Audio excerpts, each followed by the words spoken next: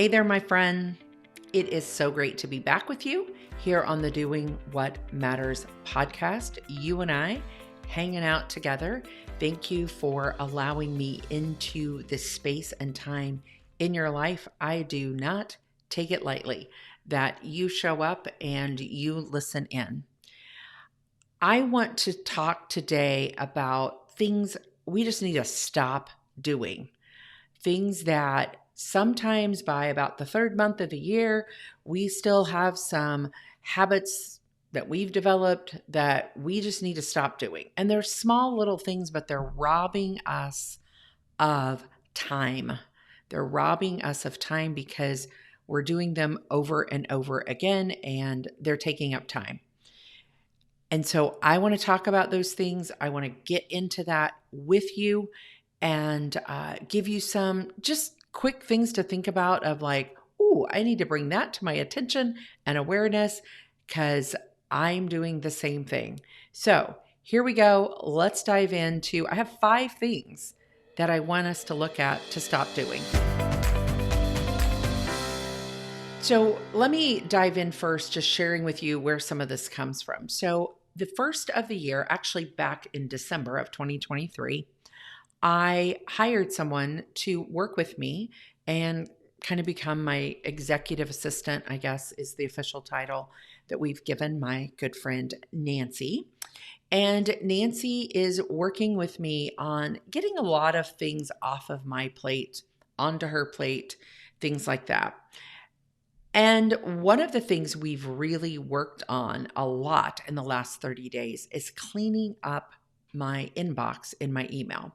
Now, I really think, to be honest, the story that I've told myself is that I'm actually pretty good with my inbox. And I don't think I was that bad. I've heard horror stories of people that have 15,000 emails in their inbox. And so I'm not like that. I actually would love for my inbox, and I know this sounds kind of crazy, I'd like for it to be under about 20 emails sitting in the inbox. Now, that doesn't mean I don't have things in other folders and things like that. I keep emails just like many of you do. But it was so funny when Nancy actually came in and she's like, I'd really like to help you with your email and help you sort out some of those things.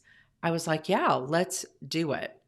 Well, I did not realize how much I had gotten into the habit of using my inbox as kind of my to-do list, as many of us do. Now, I know better, and I use some task management software, but I had really started to let my inbox become something that I was checking too often. So that's the first thing I want to talk about. I got 5 things today, but this is the first one. Is I want to encourage you to go back to using a really good prep block and only checking your inbox 2 to 3 times a day. I had gotten into a bad habit of checking it too often, and Nancy was helpful in reminding me to not do that. She also, one of the greatest things she did was unsubscribe me from a bunch of emails. We're still working on that, which just makes your inbox so much cleaner. But checking it only on a regular basis. This is what I talk about in the prep blocks, those 4 time blocks that I often talk about, the present block for yourself, the people block with others, the project blocks. We'll talk about that in just a second. And then the prep blocks. And in those prep blocks, 3 times a day, about 15, 20, maybe 30 minutes most. And one of the things you do in those prep blocks is check email. And so since I've gone back to a little better routine from changing behavior into a better routine of checking it in the morning, checking it before or after lunch, and checking again in the evening, I am doing so much better. So I want you to stop using your inbox like your to-do list. If there's a task to do, write it on a task piece of paper. If it's on a to-do list, it's okay to have one of those. Their email is something to do. Put it on a task list. If it's something around a project you're working on, then maybe you want to put it on your project sheet or over into task management software, whatever it is, but get it out of your inbox or put it in a folder in your inbox that has to do with that project so that the inbox isn't overwhelming and that you're only checking it on a regular basis 2 to 3 times a day. So that's the first thing. If you've gotten in the habit of spending too much time in your inbox, just a little ding ding reminder of let's change that rhythm and routine. Block it into your calendar. Actually block time, even if it's 15 minutes, block time to just check the inbox, but only give it 2 or 3 times a day. Okay, so that's the first one, is stop living in the inbox. The second one is stop using sticky notes. So many times, and this is a personal opinion, but so many times I'll get on a Zoom call with someone and they have sticky notes all over the place. Like I can see them on the walls behind them and on the things. And this again is my opinion, but I just don't think those are super helpful because they're these random thoughts that are, hello, the word is sticky notes. And yes, maybe it's supposed to help you stick in your brain and set a reminder. But I just don't think they're super helpful because they're just so random. So how about you block 15, 20 minutes on your calendar, take all those sticky notes that you've got everywhere and put them in a better place. Either they go on a task list with a to-do list, that's the task list, and I'm going to do them, and what date do I need to do them by? Or they go into a project that you're working on. So they're on a project sheet, or they're in your task management software, or inside your planner on a sheet for that particular project that you're working on in the next 90 days. But having them all over the place randomly is not helpful at all for how your brain works. It just causes anxiety to walk into your office or anywhere and see all these random things. So one of the things I have found helpful and been using a lot in the last few months is actually using my phone to set a verbal or an audio reminder that I can, so using whatever that app is that you can say, hey, remind me tomorrow morning at 7:00 to do this. And it comes on, it dings at me, and it sets a reminder. If it's just something like picking up my dry cleaning or remembering to make a phone call, and I know it popped into my head over the weekend, and I will set an audio reminder on my phone to get it out of my head so I can go back to doing whatever, and the ball doesn't get dropped. When I get that reminder, then I can either add it to my task list for the day, or I can put it into the project that I needed to. So that's one of the things I've been doing. But I've never, ever been a sticky note fan. So if you disagree with me, I'd love for you to let me know how you use sticky notes effectively. Because to this day, I've never gotten that idea of causing that much anxiety to have those random thoughts all over the place. The other thing, kind of along with that idea, this is the third thing, is stop shuffling papers. So if, you have something come in the mail, now we don't have as much paper as we used to, but it seems like we still accumulate paper. So if you have something come in, if it comes in the mail, if it's something you've written down, if it's notes that you've printed out from something that you've attended or whatever, where do you want to put it? And do you really need that paper? Could it stay on your computer in a folder instead of printing it out, be a little environmental friendly? Or do you have a file drawer that you could file it in? If it's a receipt, don't put it in the basket. Put it clear over into the receipt folder in your desk drawer, file cabinet, or whatever. But just try to only move paper one time. Again, what our brain sees when it walks in and sees papers everywhere is it's triggered to I'm out of order. Things aren't in order. And we really are, by human design. We crave order, we crave structure. And so creating that environment for yourself and your brain to be in the most creative place, to not have a lot of paper laying everywhere. Let it live somewhere and only touch it once if at all possible. So far we've talked about the inbox and only being in it 2 to 3 times a day, filing those things into folders, that type of thing. Don't use it as your do. We talked about the sticky note craziness, and we've talked about shuffling papers. And then the fourth one I want to talk about is our drive to work on multiple projects at the same time. Now, this is part of the whole bigger real life process, life management system, but I just want to remind you, and I have to remind myself of this too, because by human nature, I want to do a lot. But we normally can only work and move the ball down the court on 2 to 3 big projects at a time. So as you come into this next 90 days, or if you're kind of resetting in your life right now, think about, in my big life, what are the areas that I care about? And in that area, what is the one thing I can do in the next 30, 60, 90 days to move the ball down the court? Because that one project will have multiple steps to it. And this is where our brain gets stuck. We think, oh, I'll just, do this. And yet there's so many multiple steps to doing that. I want to repaint my bedroom. Okay. There's multiple steps to repainting your bedroom. And, we think many times that we can do more projects than we actually can in a 90-day period, especially around work things. And if those projects involve other people, team members, or other, appointments that we have to make and things like that. So I just want to remind you to cut back on how many things you think you can get done in the next 30, 60, 90 days.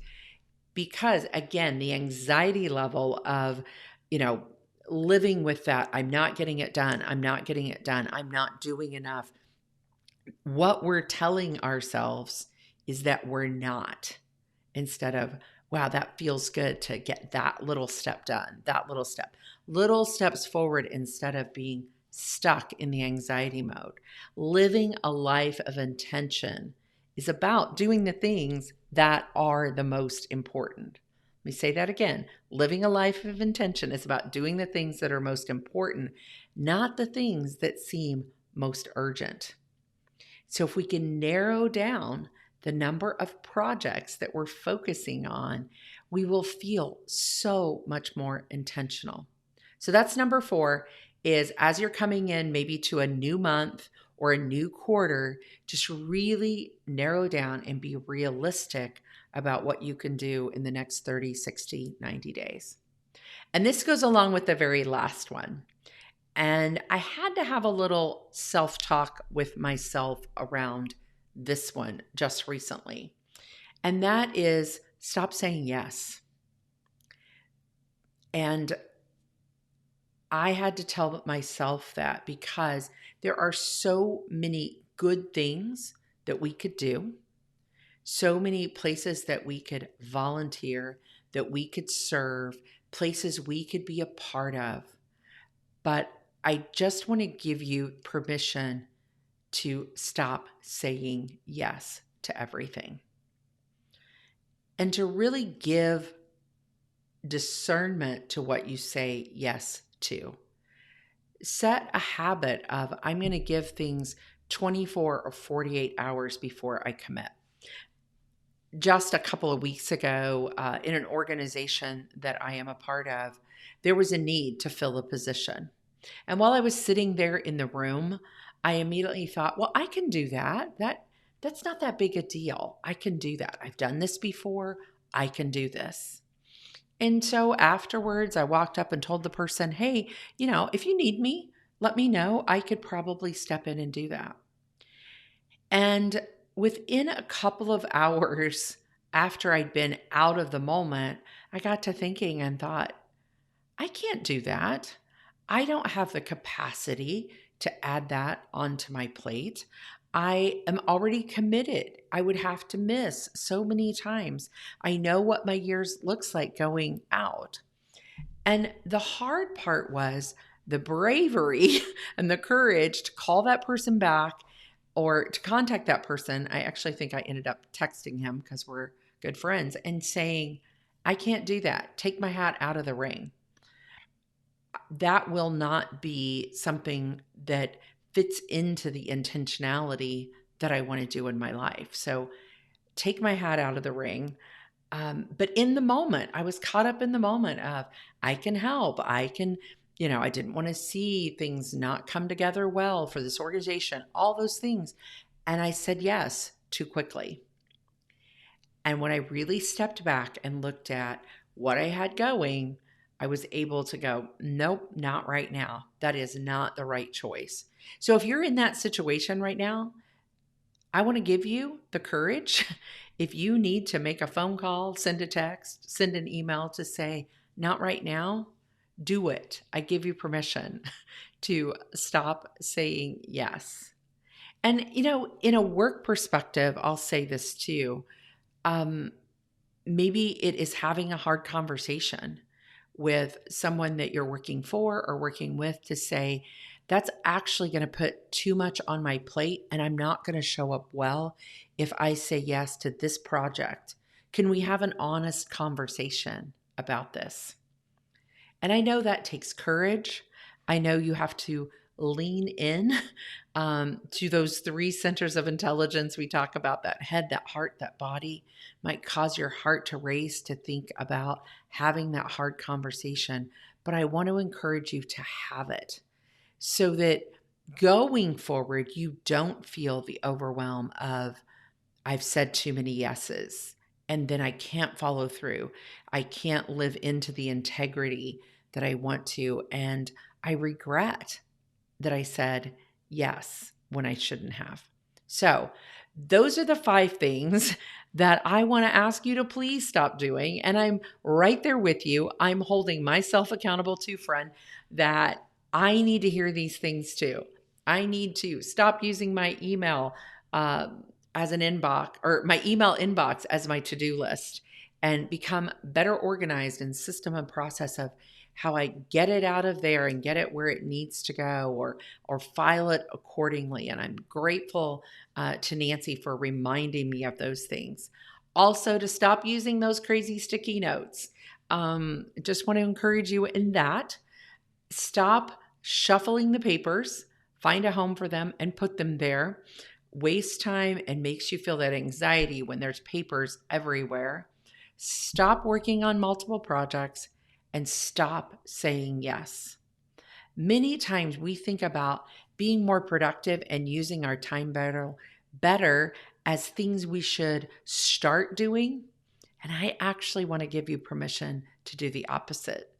Many times behavioral change is about stopping doing something. So this week for you and for me, we're going to stop it. We're going to stop some of these things that we've let creep into our lives. This is just your public service announcement reminder this week for those things.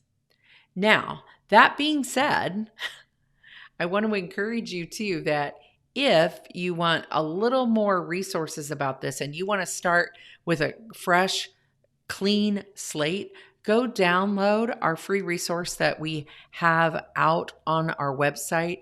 It would be a great resource for you as you kind of start over again. How do I uncover more time on my calendar? So it's 4 steps to simplifying your calendar. You can find it right on our website at thereallifeprocess.com.